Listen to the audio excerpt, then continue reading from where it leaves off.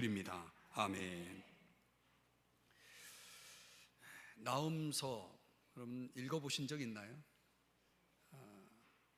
호열 암옵 용미 나 이렇게 돼서 소선지서 7번째 책이죠. 별로 성도들에게는 인기가 없는 성경인데 3장으로 구성되어 있습니다. 우리가 소선지서를 지금 쭉 강해해 나가고 있는데 이제 반환점을 돌아서 오늘 이 나음서를 함께 생각해 보려고 합니다. 니느웨에 대한 경고, 이렇게 성경이 시작하죠. 니느웨 어디서 많이 들어본 단어죠? 누가 생각납니까? 요나가 생각나죠. 요나는 어떤 사람이냐면 아수르 제국의 수도인 니느웨에 가서 하나님의 말씀을 전하도록 파송이 됩니다. 그 목적은 니느웨의 사람들이 회개할 기회를 얻게 하기 위해서, 회개하도록 일종의 회개를 선포하는 그런 차원의 사명을 가지고 요나가 파송이 됩니다. 동일한 이 니느웨에 대한 메시지를 들고 나훔이라고 하는 선지자가 하나님의 그 부르심에 따라서 그들에게 가서 메시지를 전하는데, 요나는 회개를 위한 메시지였다면 이 나훔은 회개라고 하는 단어가 없습니다. 말 그대로 심판이 임박했다라고 하는 것을 선포합니다. 다시 말하면 너희들 회개하지 않으면 망할 것이다 라고 하는 요나의 메시지 앞에 이 요나의 메시지를 놓고 비교해 보면 회개라는 단어가 없습니다. 너희들은 망할 것이다 라고 선언합니다. 오로지 그 메시지 한 가지만 가서 전하게 되는 것입니다. 이 주전 612년에 이 나훔의 이 예언이 성취가 됩니다. 스바냐 선지자도 우리가 뒤에 가서 살펴보겠지만은 2장에서 이 니느웨에 대한 멸망을 예언을 하고 있습니다. 실제적인 차원에서 오늘 우리가 묵상하고 있는 이 본문의 내용대로 니느웨는 멸망하게 됩니다. 나훔이라고 하는 선지자의 그 이름의 뜻은 위로라는 뜻입니다. 나훔이 전한 메시지는 이 아수르 니느웨에 임할 하나님의 심판이었습니다. 그럼 도대체 그 나훔 이름의 의미대로 이 니느웨 사람들에게 어떤 위로가 전달되었다는 얘기입니까? 이 니느웨하고는 연결되지 않는 의미 아닙니까? 그러면 나훔이라고 하는 그 이름이 가진 위로는 누구를 향하고 있냐면 바로 이 니느웨의 멸망을 통한 결과로서 유다가 얻게 될 이 은혜, 구원이라고 하는 이 은혜 속에서 이 나훔의 이름, 그 뜻인 위로를 우리가 찾아볼 수 있습니다. 니느웨라고 하는 이 거대한 강국에 완전히 주눅이 들어서 두려움과 그 내면의 분노, 우리 민족을 그렇게 아프게 하고 괴롭히는 저 니느웨에 대한 분노를 가지고 있는 이스라엘 백성들에게 이 나훔의 메시지, 니느웨는 망할 것이다 라고 하는 이 메시지가 얼마나 위로가 되었겠습니까? 그 두려움과 분노로 가득한 유다 백성에게 이 나훔이 전하는 메시지야말로, 나훔의 존재야말로 얼마나 위로가 되었을까요? 우리가 지금까지 이 예언서를, 소선지서를 대선지서까지 다 연결해서 보면 이 선지자들이 하나님의 메시지를 전할 때는 크게 2가지 주제가 있습니다. 하나는 심판에 대한 메시지, 또 하나는 구원에 대한 메시지입니다. 지금까지 이 유다, 이스라엘 백성들에 대한 이 2가지 차원의 메시지를 거의 모든 선지자가 전해 주었다면, 도대체 왜 나훔은 이 짧은 3장의 예언 내용 속에 유다를 향한 심판의 메시지가 없었을까? 이 소선지서를 좀 더 세밀하게 들여다보는 사람들에게는 아주 큰 궁금증이 아닐 수가 없는 거죠. 왜 나훔은 유다 백성을 향한 심판의 메시지가 없을까? 그 이유는 무엇일까?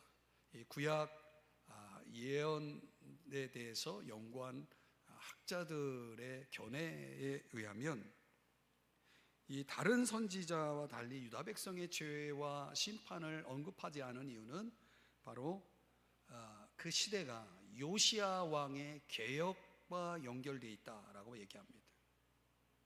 여러분들이 이제 역사서를 쭉 읽어 나가면 이스라엘의 역대 왕 가운데 이 부흥의 시대가 몇 번 있었는데 그 가운데 요시야라고 하는 왕이 개혁을 일으킵니다. 그동안 하나님을 떠나 있던 백성들이 그 왕의 개혁을 통해서 주님 앞에 돌아오죠. 백성들이 그동안 그릇된 길에서 돌이키는 일들이 일어납니다. 그리고 요시야 왕이 어떤 급작스러운 사고로 인해 죽음을 맞이해서 나라가 혼란에 빠지기 전에 요시야의 개혁에 의해서 백성들이 적어도 이 나홈이 이 예언의 메시지를 전하고 있을 때 그 당시는 이 백성들, 유다 백성들이 이 바른 길에 서 있었을 것이다. 그러나 여전히 그들은 이 아수르라고 하는 거대 강국에 의해서 엄청난 어려움을 겪고 있었다. 그들의 잦은 공격, 침공 이런 것들 통해서 여전히 아수르라는 강국에 대한 두려움과 분노에 쌓여 있었을 것이다. 그러나 나홈의 사명은 그런 유다 백성들을 향해서 그들의 어떤 죄악된 이런 것들을 지적하기보다는 그들을 향한 위로의 메시지가 필요했을 것이다. 상대적으로 보면 니느웨에 대한 메시지지만 그 메시지야말로 이 유다 백성들이 그들의 마음속에 있는 것들을 해결할 수 있는 큰 위로의 메시지가 되었을 것이다, 이렇게 보는 겁니다. 서론적으로 좀 설명을 드렸지만은 이 나홈이라고 하는 예언서는 우리가 그런 차원에서 이 세상 가운데 여전히 하나님의 공의가 지배하고 있다는 진리를 우리에게 강력하게 선포하는 겁니다. 여러분 믿으십니까? 여러분 이 세상, 여전히 이 불의한 세상 속에도 여전히 하나님의 공의가 지배하고 있다는 것을 여러분 믿을 수 있겠습니까? 그걸 믿으라고 나홈이라고 하는 이 예언서가 성경 66권 속에 들어와서 오늘 우리들에게 그 메시지를 전하고 있는 겁니다. 하나님의 공의, 하나님의 거룩하심, 죄를 벌할 수밖에 없는 그런 하나님의 공의의 성품에 초점을 맞춘 성경, 바로 나홈이라고 하는 성경입니다. 오늘 첫 번째 시간으로 이 나홈 1장에서 나홈은 니느웨의 몰락을, 멸망을 선포합니다. 그의 메시지 속에서 오늘 저와 여러분이 무엇을 배울 수 있을까요? 오늘 저와 여러분이 특별히 하나님에 대해서, 그 공의로우신 하나님에 대한 어떤 진리를 배울 수 있을까? 저는 크게 두 가지를 오늘 이 본문 속에서 함께 생각해 보려고 합니다. 첫 번째는 거룩하신 하나님이십니다. 한번 따라 하십시다. 거룩하신 하나님. 하나님이 어떤 분이에요? 네, 하나님은 거룩하신 분이라는 거예요. 그 거룩하신 하나님이 그 당신의 성품을, 그 속성을 드러내는 그걸 투사한 그런 사건이 또는 그런 행위가 오늘 성경 2절에 3개의 단어가 등장합니다. 한번 길지만 여러분이 한번 읽어 주시겠습니까? 시작. 여호와는 질투하시며 보복하시는 하나님이시니라. 여호와는 보복하시며 진노하시되 자기를 거스르는 자에게 여호와는 보복하시며 자기를 대적하는 자에게 진노를 품으시며. 아멘. 여러분에게 묻지 않아도 여기 강조된 3개의 단어, 이것은 하나님의 거룩성을 잘 표현하고 있는, 묘사하고 있는 단어라 할 수 있습니다. 첫 번째 질투라는 단어, 여러분, 질투 여러분에게도 있지 않습니까? 질투심이 없는 인간이 있을까요? 근데 성경에서 이 질투라는 단어를 사용할 때는 그게 두 가지 차원이 있습니다. 부정적인 차원에서, 죄의 차원에서 이 질투라는 단어가 사용될 때는 나를 기준으로 해서 다른 사람이 가지고 있는 것을 부러워하면서 그걸 소유하고 싶어하는 그런 욕구, 이런 걸 성경은 죄라고 말합니다. 그러니까 다른 사람이 가지고 있는 걸 내가 갖고 싶어 하는 거. 여러분에게 그런 거 있지 않습니까?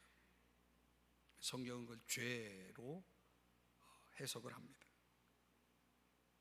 그런데 이 질투라는 단어가 하나님에 의해서 사용될 때, 하나님에 대해서 사용될 때, 그래서 일종의 미덕이 될 수 있습니다. 어떤 의미인가 하면 우리가 가진 것, 내가 가진 것을 소중히 여기고 그것을 보호하고자 하는 차원. 아까 이 질투가 다른 사람의 것을 부러워하고 그걸 갖고 싶어하는 그런 차원에선 죄라면, 오히려 내가 가지고 있는 것을 소중히 여기고 그것을 지키고자 하는 차원에서의 질투, 이것은 미덕이라고 하는 것입니다. 예를 들어 볼까요? 여러분, 남편과 아내가, 배우자가 서로의 관계 속에서 아내가 남편에 대한 질투를 갖고 있다, 남편이 아내에 대한 질투를 갖고 있다, 이것은 정상적인 거 아닙니까? 이해가 되시나요? 남편이 아내가 다른 가정의 남편과 아내를 여러분 질투하고 있다면 그거는 죄 아니겠습니까? 여러분 자녀에 대한 질투가 있지 않습니까? 하나님이 내게 주신 그 소유를, 내가 가지고 있는 그 소유 속에서 그것을 소중히 여기고 그것을 보호하고자 하는 차원에서의 질투는, 이건 어떤 의미에서 정말 거룩한 거고 덕스러운 것입니다. 누군가 질투를 한다면 그 질투가 관계를 보호하기 위한 열정에서 나온다는 것을 알 수가 있습니다. 자, 이걸 하나님에게 대입해 볼까요? 왜 성경은 하나님은 질투하시는 하나님이다 라고 말할까요? 뭔가 우리에게는 좀 깨름직한 표현 아닙니까? 하나님도 질투하시나? 여러분, 하나님은 모든 걸 창조하시고 모든 것을 소유하고 계시는 분 아닙니까? 하나님이 우리에게 있는 어떤 것을 부러워할까요? 진정 여러분 그렇게 생각하시나요? 우리가 남의 것을 부러워해서 남의 것을 갖고 싶어 할 때 그것이 질투라면, 그것이 죄라면 하나님도 그런 속성을 가지고 있을까요? 하나님은 그렇지 않습니다. 하나님은 유일한 참 하나님 아니십니까? 그래서 그분은 그분의 영광을 위해서 질투하시는 거죠. 그분의 영광을 위해 질투하시기 때문에 그분은 죄를 심판하시는 겁니다. 하나님과 우리 사이에 어떤 것이 개입되기를 원하지 않는 것입니다. 그걸 허락할 수 없는 것입니다. 그래서 하나님과 우리 그의 백성들과의 관계 속에서 하나님은 질투하시는 겁니다. 감히 하나님과 그의 백성 사이에 무엇인가가 개입되었다면, 무엇인가가 끼어있다면 그건 하나님은 참을 수 없는 것입니다. 그래서 출애굽기 34장 14절에서 뭐라고 말씀합니까? 여호와는 질투라 이름하는 질투의 하나님이니라, 이렇게 말하는 겁니다. 뭘 얘기하면서 이 말씀을 합니까? 너는 다른 신에게 절하지 말라. 하나님과 우리 사이에 어떤 것이 끼어서는 안 되는데 다른 신이 끼어 있는 거예요. 이게 질투하지 않을 수 있나요? 신명기 4장 24절 말씀은 여러분이 한번 읽어주시겠습니까? 시작. 네, 하나님 여호와는 질투하시는 하나님이십니다. 니느웨라고 하는 이 하나의 도성이, 나라가 죄악, 특별히 우상 숭배, 그리고 여러분이 뒤에서 살펴보겠지만은 얼마나 잔인한 나라인지 잔인한 사람들인지 모릅니다. 그 우상 숭배와 잔인함, 우상 숭배는 하나님과의 관계 속에서, 잔인함이라는 것은 수평적인 다른 사람과의 관계 속에서 너무나도 죄악된 사람들이에요. 하나님은 질투하시는 하나님이죠. 하나님이 창조하신 그 인간들 세계 속에서 하나님과 그 인간 사이에 있어서는 안 될 것들이 들어와 있다.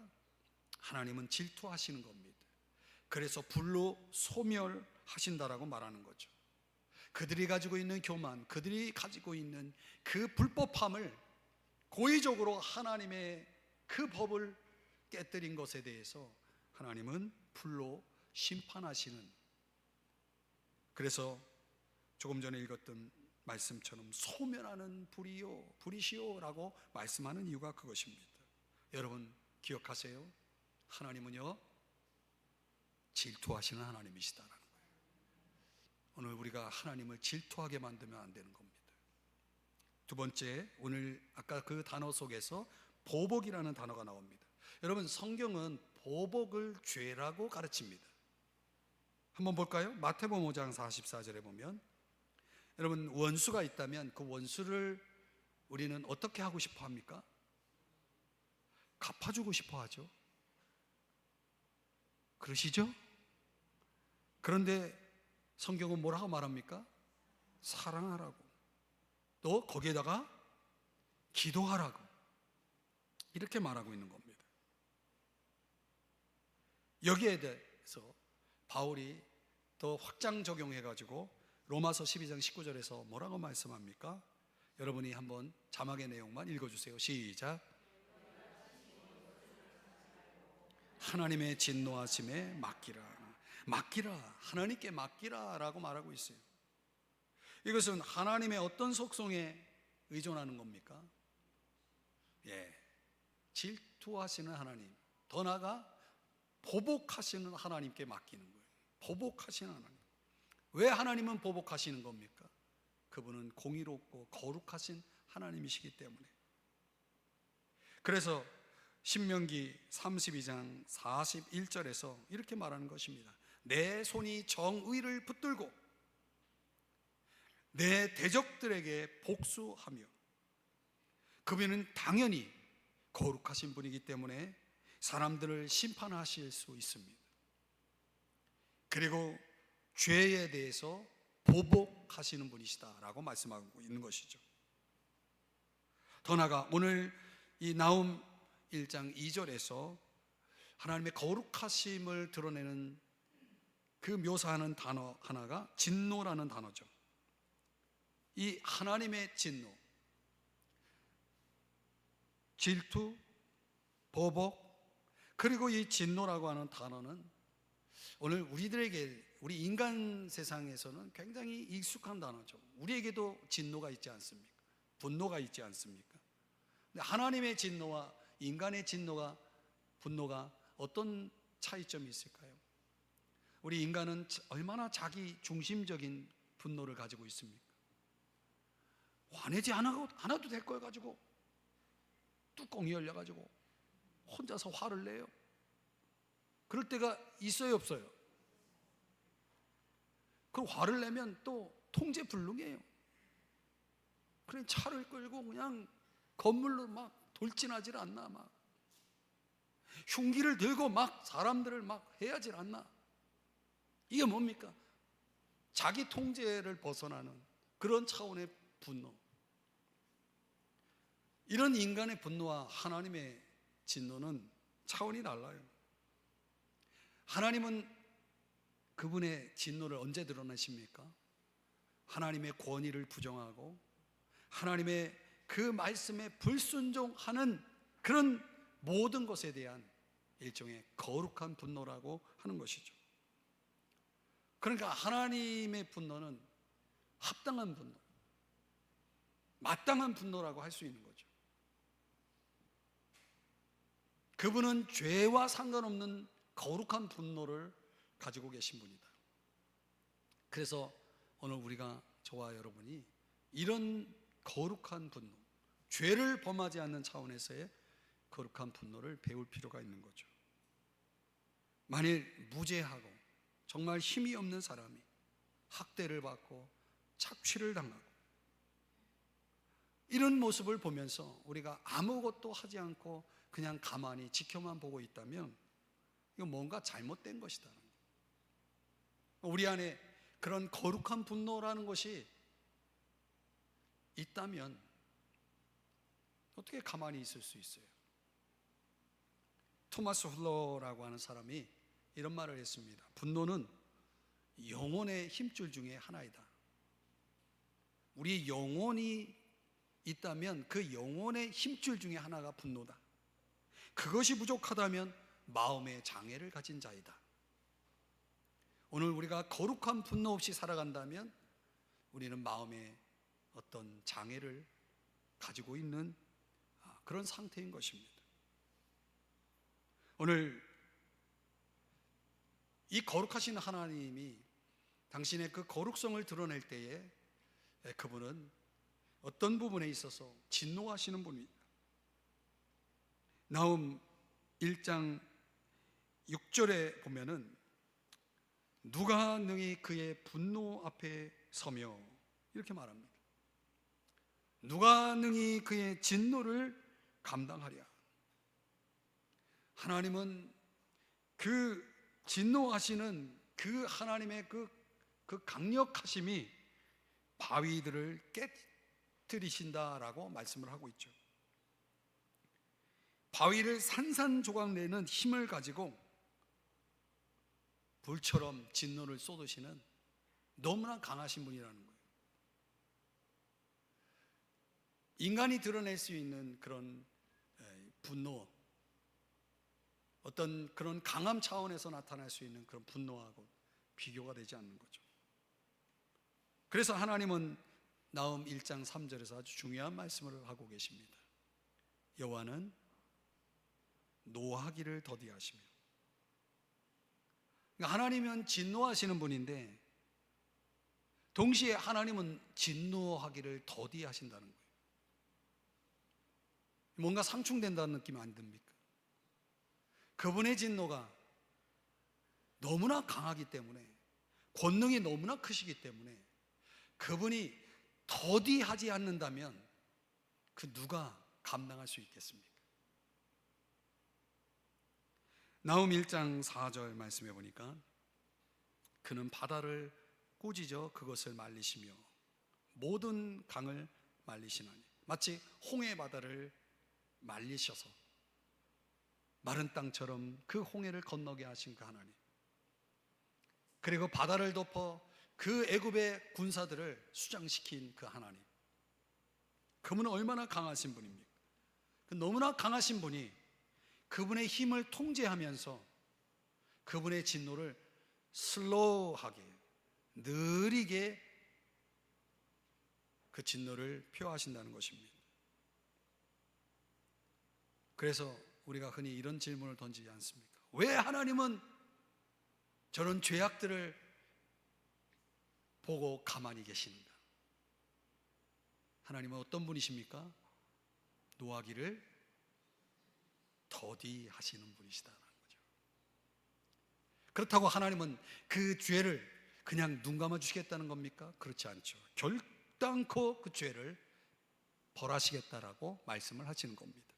그러므로 오늘 우리가 이 나훔 1장을 통해서 저와 여러분이 반드시 깨달아야 될 것은 뭡니까? 하나님의 진노 앞에 설 자가 없다. 그분은 거룩하신 하나님이시다. 오늘 이 세상 가운데 벌어지는 수많은 죄악들, 불의가 불법이 있지만 그분은 노하기를 더디하실 뿐이지 그들의 죄악에 대해서, 그런 죄악들에 대해서 그냥 눈 감고 계시고 나몰라라 하시는 분은 결코 아니라는 사실을 기억해야 됩니다. 그분의 진노가 슬로우하지만 반드시 임할 거라는 사실, 그 거룩하신 하나님에 대한 여러분 믿음을 갖고 살아가시기를 주님 축복합니다. 두 번째, 오늘 나훔서를 통해서 저와 여러분이 배우는 하나님은 사랑이신 하나님이시라는 거죠. 이 죄에 대해 진노하시는 그 거룩하신 하나님이시면서 그분은 또한 그의 백성을 돌보시는 하나님이시다. 로마서 11장 22절에 보면 이런 표현을 합니다. 하나님의 인자하심과 준엄하심을 보라. 인자는 사랑이라면 준엄이라고 하는 것은 공의, 거룩을 강조하는 단어입니다. 요한일서 4장 8절에도 성경은 하나님은 사랑이시라고 말하고 있죠. 그러나 같은 성경 요한일서 1장 5절에서는 하나님은 빛이시다라고 말씀하고 있죠. 여러분, 우리가 하나님을 생각할 때 내가 좋은 쪽으로만 하나님을 생각해서는 안 되는 거죠. 하나님은 이렇게 균형이 있으신 하나님이시죠. 그분은 거룩하시며 동시에 그분은 사랑이신 분이다. 이걸 합치면 뭐가 되는 겁니까? 그분은 거룩한 사랑을 가지고 우리를 대하시는 분이시다라는 것이죠. 그래서 그 거룩한 사랑이 어떻게 우리의 삶에 반영되냐면 그분을 신뢰하는 자들에게 그분은 피난처가 되어 주신다라고 우리에게 약속하고 있다는 거예요. 1장 7절 다 같이 함께 읽어봅니다. 나홈 1장 7절 시작. 환난 날에 산성이시라. 그는 자기에게 피하는 자들을 아시느니라. 자기에게 피하는 자들, 그것을 환난 날에 산성이라고 하는 이런 표현처럼 마치 산성이 되어서 피난처가 되어서 자기를 향해서 달려오는 자들을 기꺼이 끌어안아 주시고 받아주시고 그들을 보호해 주시는 이 좋으신, 이 선하신 하나님을 여러분 믿으십니까? 그러나 그분을 대적하는 자들에게는 1장 8절에 보니까 범람하는 물로 그곳을 진멸하시고 그랬어요. 범람하는 물. 여러분, 최근에 비가 갑자기 짧은 시간에 폭우가 쏟아져서 여러 곳에서 피해를 입지 않습니까?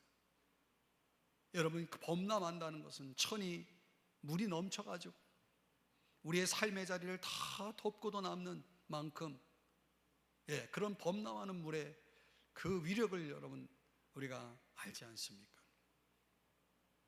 하나님은 그런 분이라는 거예요. 대적하는 자들에게는 피난처가 아니라 산성이 아니라 범람하는 물로 그들을 다루시겠다라고 말씀하는 거죠.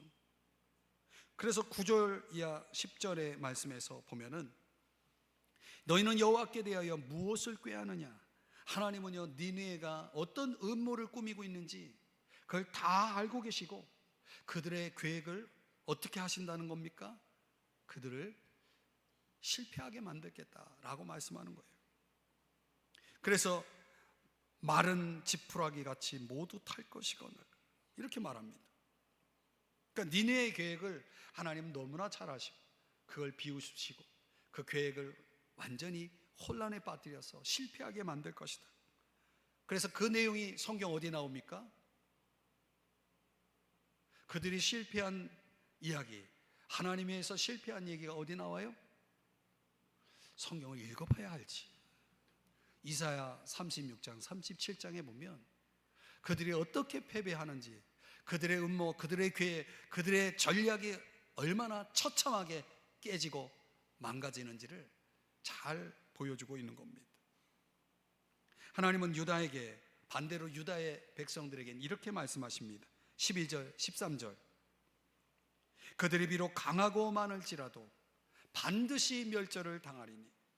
이 유다 백성들에 비하면 그들은 아수르 군대는 얼마나 강합니까? 얼마나 많습니까? 또 여기 아수르 군대를 돕기 위해서 동맹을 맺은 나라까지 합치면 그 숫자, 이건 말로 할 수 없어요. 아수르 군대가 유다 군대보다는 훨씬 많고 훨씬 강해요. 그래도 어떻게 하겠다는 겁니까? 하나님이 그가 없어지리라. 이럴 땐 아멘 하시는 거예요, 여러분. 다시는 너를 괴롭히지 아니할 것이라. 그들이 많아도, 그들이 강해도 내가 그렇게 하겠다는 거예요. 하나님이 그렇게 하시겠다는 거예요.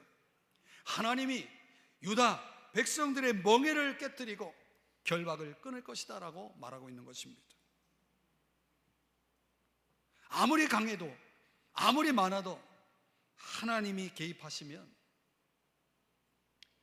그들의 승리는 보장될 수 없는 거죠. 왜냐하면 하나님은 유다를 위해 싸우시기 때문에 그렇습니다. 유다는 어떤 유다입니까? 그에게 하나님에게 피하는 자들이었기 때문에, 그들의 환난 날에 산성이 되어 주시는 분이기 때문에 그렇다는 거예요. 나홈 1장 15절을 볼까요? 이 하나님의 메시지, 내가 너희들의 결박을 끊어 주겠다. 다시는 저 아수르 군대가, 저 강하고 많은 군대가 너희들을 괴롭히지 못하도록 내가 개입할 거다라고 하는 이 메시지야말로 그들에겐 어떻게 들려옵니까? 15절 다 같이 읽어주세요. 시작. 아름다운 소식을 알리고 화평을 전하는 자들의 발이 산 위에 있도다. 유다야, 내 절기를 지키고 내 소원을 갚을지어다. 악인이 진멸되었으니 그가 다시는 내 가운데로 통행하지 아니하리로다 하시니라. 아멘. 아름다운 소식을 알리고, 여러분, 유다 백성들은 이제 더 이상 괴롭힘을 당하지 않아도 됩니다. 두려워 떨지 않아도 됩니다. 분노하지 않아도 됩니다. 왜요? 하나님이 이제 그들에게 평화를 주시길 것이기 때문에. 그들은 이제 마음껏 그들의 절기 페스티벌을 이제 마음껏 누릴 수 있는, 즐길 수 있는 그런 시대를 하나님이 허락하시겠다라고 말씀하는 거예요. 이게 얼마나 좋은 소식입니까? 이사야 선지자가 52장 7절에서 이렇게 표현합니다. 좋은 소식을 전하며 평화를 공포하며 복된 좋은 소식을 가져오며 구원을 공포하며 시온을 향하여 이르기를 네 하나님이 통치하신다 하는 자의 산을 넘는 발이 어찌 그리 아름다운가. 여러분, 여러분의 발을 보신 적 있나요? 자기 발을 보면서 참 아름답다라고 생각하는 사람 있습니까? 그런 사람 없죠. 있나? 없다고 전제하고. 보통 발은 아름다운 그런 지체는 아니잖아요. 그러나 이 좋은 소식을 전하는 메신저의 그 발이야말로 아름다운 발 아닙니까? 자기에게 좋은 소식을 지금 전하고자 달려오는 저들의 발이 아름다워 보이지 않습니까? 좀 더 빨리 와라. 너가 가지고 있는 그 좋은 소식을 가지고 나에게 좀 달려와라. 여러분, 이 좋은 소식을 전하는 자, 그들이 바벨론의 패배를 발표할 때에 그 메시지를 오늘 이사야 52장 7절에서 표현하고 있는 건데, 이거를 사도 바울이 신약적으로 이렇게 적용합니다. 로마서 10장 15절 기록된 바 아름답도다. 좋은 소식을 전하는 자들의 발이에요. 이 좋은 소식을 전하는 자들의 발을 어디에다 적용시킨 겁니까? 잃어버린 죄인들을 향해서 복음을 전하는 자들의 발, 복음을 전하는 자들의 발길로 적용을 하죠. 오늘 우리가 15절에서 나홈이 전한 이 좋은 소식, 아수르가 완전히 파괴될 것이다 라고 하는, 그래서 다시는 유다 땅을 침공할 수 없고 다시는 유다 백성들을 괴롭힐 수 없을 것이다 라고 하는 이 놀라운 메시지를 아름다운 소식으로, 그 메시지를 가지고 전하는 자들의 발을 아름답다라고 선언한 이 의미를 오늘 이 신약 시대를 살아가는 저와 여러분에게 바울이 적용시킨 겁니다. 오늘 예수 그리스도를 믿는 우리들에게 주님이 우리의 죄악과 우리의 죽음, 우리를 그토록 괴롭히는 마귀의 공격, 이 모든 것들을 괴멸시키고 이 모든 죄를 사하시고 죽음으로부터 우리를 구원해 내신다라고 하는 이 예수 그리스도의 복음, 그 복음을 전하는 자들의 발이야말로 진정 아름다운 발이 아니겠습니까? 오늘 그 발, 오늘 그 발을 선물하신 분이 바로 오늘 사랑의 하나님이시다라고 성경은 말씀하고 있는 거죠. 7절 말씀해 보니까 환난 날의 산성이라고 하는 말씀을 우리가 봤잖아요. 이 산성이라고 하는 이 단어는 마이오스라고 하는 단어인데 요새라는 뜻입니다. 아주 철통 같고 견고한 진을 장소를 의미합니다.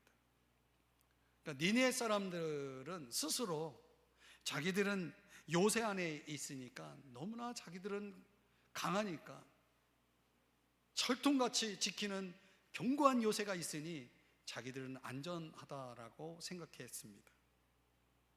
그러나 하나님이 보실 때에는 하나님에게 피하는 자, 하나님에게 달려오는 자, 하나님을 의지하는 자, 그들이야말로 진정한 그 비교가 되지 않을 만큼 더 확실한 영원한 요새가 되어 주신다라고 말씀을 하고 있는 거죠. 이스라엘 백성들에게는 그래서 뭐가 있습니까? 도피성이라는 게 있지 않습니까? 피난처가 있는 것이죠. 미글라트라고 하는 단어. 하나님은 너무나 선하신 분이다. 그래서 지금도 그분은 환난 날에 요새가, 산성이, 피난처가 되어 주시는 분이시다. 믿으시기 바랍니다. 그분은 우리를 기다리고 계시는 거예요.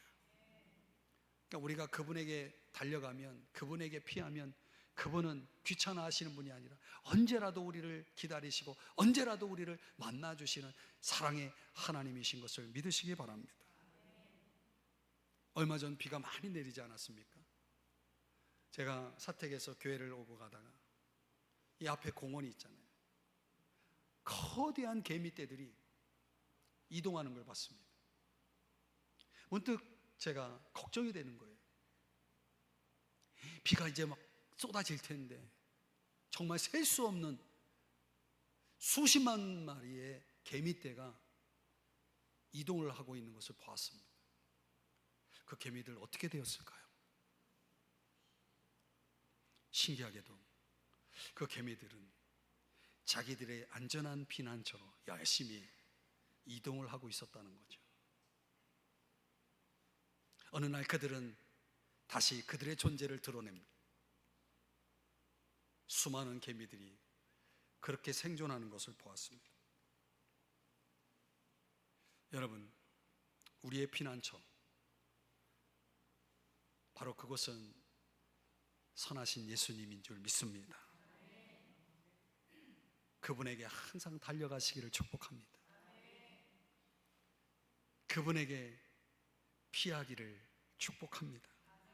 그러면 여러분 그분의 품에서 안식을, 평안을 누릴 수가 있는 것입니다. D.L. 무디의 이야기를 하고 말씀을 정리합니다.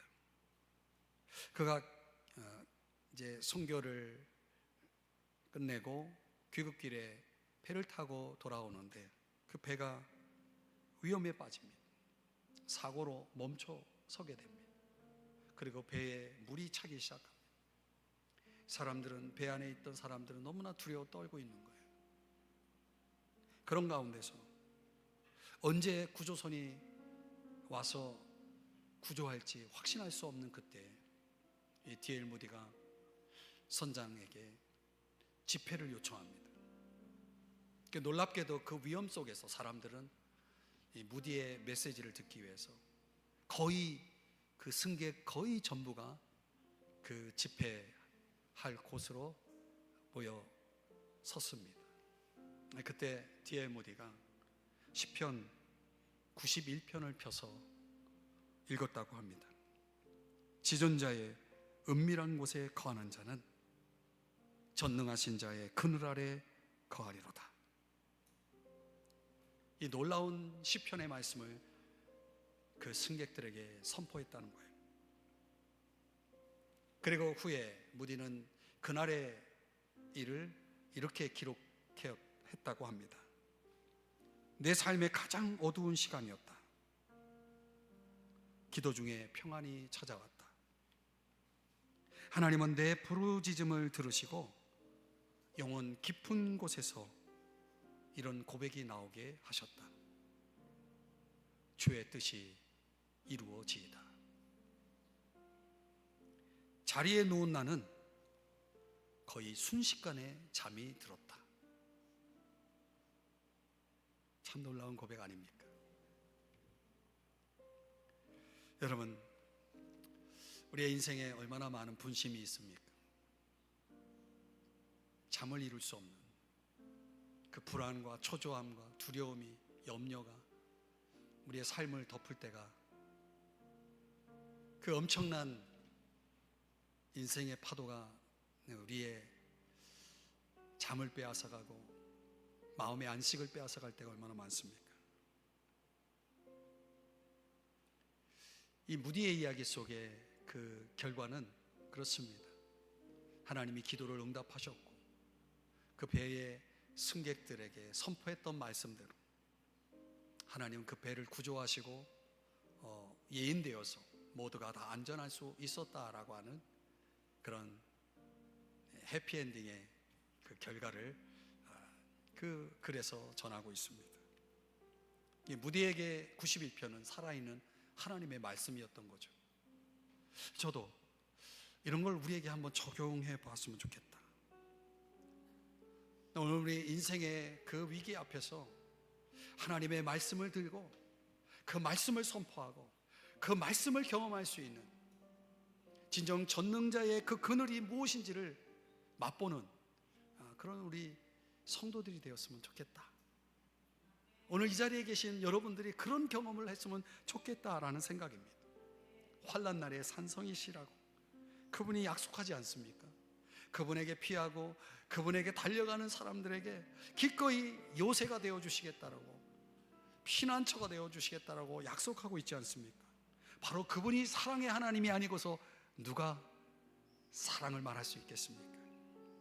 그러니까 그분에게 피한다는 것은요, 도피가 아니에요. 여러분, 우리가 세상으로부터 도피하려고 그분에게 달려가는 게 아닙니다.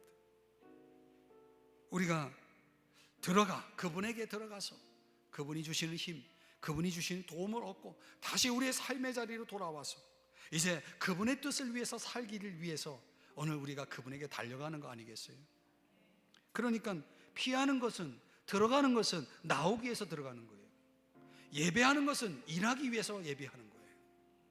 쉬는 것은 다시 섬기기 위해서 하는 거예요. 그런데 오늘 이 여름 하프타임을 여러분들이 그런 각도로 생각해야 돼요. 주님의 그늘 속에 살고 계시나요? 예수님을 여러분의 구주로 신뢰하고 계시나요? 여러분, 날마다 예배하고 기도하는 시간을 갖고 계시나요? 그러리라 믿습니다. 가장 안전하고 가장 만족스러운 삶이라는 것은 바로 그런 이들에게 주어지는 축복이 아니겠습니까?